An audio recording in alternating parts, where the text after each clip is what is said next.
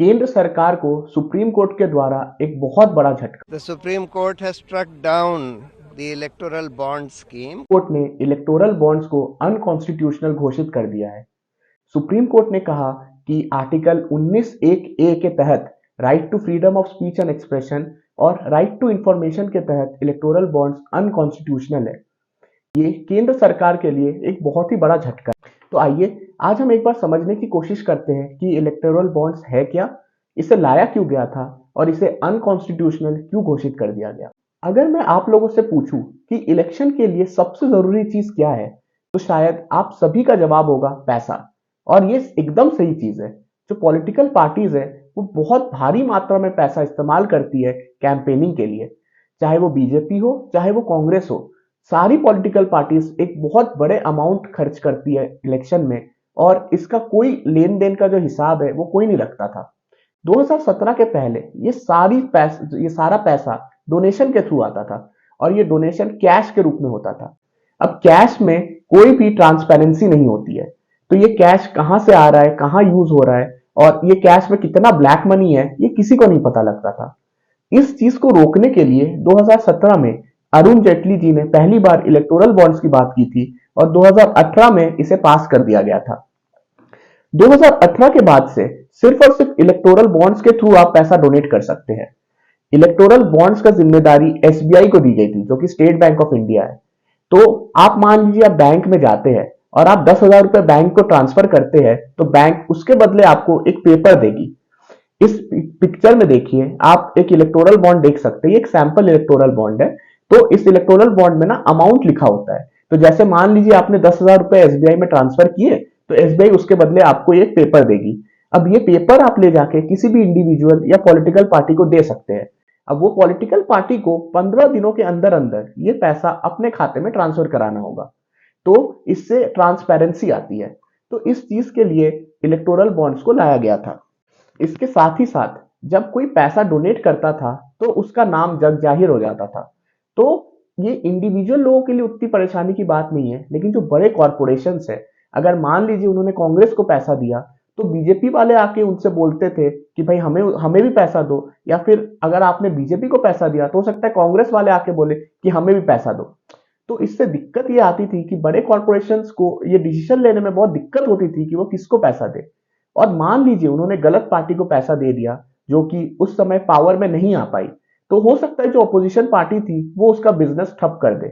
तो इस वजह से जो इंडिविजुअल और कॉरपोरेशंस होते थे वो अपना नाम जग जाहिर नहीं करना चाहते थे। तो इस वजह से एनोनिमिटी के लिए भी इलेक्टोरल बॉन्ड्स को लाया गया था। तो आप इलेक्टोरल बॉन्ड्स के थ्रू अगर कुछ भी पैसा ट्रांसफर करते हैं तो उसमें आपका नाम कहीं नहीं आएगा। तो इस चीज के लिए इलेक्टोरल बॉन्ड्स को 2018 में लाया गया था। अब आइए, अब हम दो तरह के डोनेशंस को समझते हैं। एक होता है आप और मेरे जैसे लोग।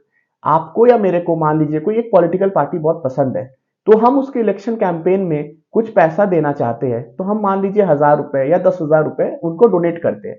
तो ये बहुत बड़ा इशू नहीं है। लेकिन जो बड़े बिजनेसेस होते हैं, जो बड़े कॉरपोरेशन होते हैं, जो बहुत भारी मात्रा में पैसा डोनेट करते हैं, तो उनका पैसा करोड़ों रुपए में होता है। तो इस चीज, जो ये डोनेशंस वाली चीजें हैं, तो अक्सर ये होता था कि ये डोनेशन किसी ना किसी चीज के बदले में मिलती थी।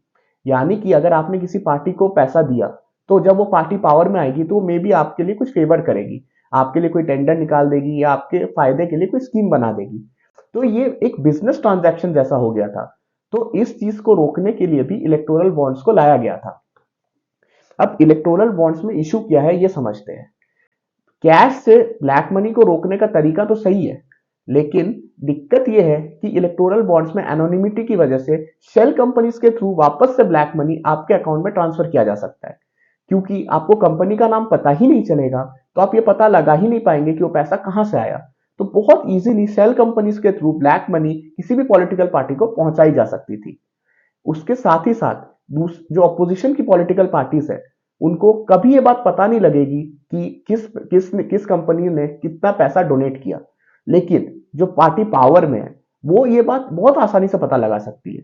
इसका रीजन ये है कि जो स्टेट बैंक ऑफ इंडिया है, जो इलेक्टोरल बॉन्ड्स इशू करती है, वो एक सेंट्रल गवर्नमेंट के अंदर आती है। अब सेंट्रल गवर्नमेंट बहुत आसानी से ये बात पता लगा सकती है कि कौन सी कंपनीज ने किस पार्टी को पैसा दिया। अब ये ऑपोजिशन के लिए तो बहुत ही गलत चीज हो जाएगी कि उन्हें पता नहीं चलेगा, बट सेंट्रल गवर्नमेंट जो है उन्हें ये बात पता लग जाएगी। तो इस चीज को लेके बहुत आलोचना हुई थी इलेक्टोरल बॉन्ड्स की, और इसी चीज के लिए सुप्रीम कोर्ट ने ये डिसीजन आज दिया है। अगर आप इलेक्टोरल बॉन्ड्स के चेंजेस को देखें तो सबसे पहले 1000, 10,000, 1 लाख, 10 लाख और 1 करोड़ रुपए आप ट्रांसफर कर सकते थे। तो जो ये डिनोमिनेशंस होते थे, आप इसी में पैसा ट्रांसफर कर सकते हैं। इसके साथ ही साथ जो ट्रांसफर का लिमिट था वो पूरी तरह से हटा दिया गया था। यानी कि एक पार्टी को एक कंपनी कितना भी पैसा डोनेट कर सकती है। इसके साथ अगर कोई कंपनी लॉस मेकिंग है तो वो भी आपको पैसा डोनेट कर सकती है।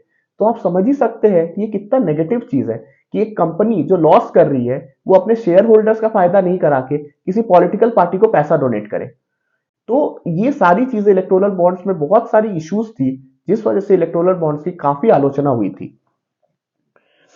अब इसके बाद अगर आप देखें तो सुप्रीम कोर्ट ने आज जो जजमेंट दिया है उसमें उन्होंने बोला है एसबीआई को कि जितने भी इलेक्टोरल बॉन्ड्स का आज तक का लेन देन है वो सारा का सारा डेटा इलेक्शन कमीशन को पहुंचा दे, और इलेक्शन कमीशन के पास जाते ही 1 वीक के अंदर अंदर ये सारा डेटा पब्लिक कर देना है। तो आप और मैं सारे लोग ये चीज जान पाएंगे कि किस पार्टी को कितना पैसा डोनेशन में मिला है और उसे डोनेशन किसने दिया है। अगर आप अमाउंट की बात करें तो टोटल साढ़े 16,000 करोड़ रुपए का इलेक्टोरल बॉन्ड्स अभी तक इशू हो चुका है, जिसमें से 57% पैसा बीजेपी को मिला है। अगर हम अमाउंट की बात करें तो 2017 से 2022 के बीच बीजेपी को 5,300 करोड़ रुपए मिले हैं। उसके बाद कांग्रेस को 953 करोड़ रुपए मिले हैं। तो आप देख सकते हैं कि बीजेपी को कितना ज्यादा पैसा इलेक्टोरल बॉन्ड्स के थ्रू मिला है। इस चीज की वजह से भी इलेक्टोरल बॉन्ड्स की काफी आलोचना हो रही थी कि सेंट्रल गवर्नमेंट जो है वो इस एक्ट का मिसयूज कर रही है, और ये दिखा रही है कि उनके पास वो इंफॉर्मेशन आ सकती है कि किसने कितना पैसा डोनेट किया, बट कांग्रेस या ऑपोजिशन पार्टीज ये बात नहीं पता लगा सकती है। इन्हीं सब रीजंस की वजह से सुप्रीम कोर्ट ने आज एक हिस्टोरिक फैसला दिया है कि इलेक्टोरल बॉन्ड्स को अनकॉन्स्टिट्यूशनल घोषित कर दिया है और सारा का सारा डेटा पब्लिक के पास पहुंचाने की बात कही है।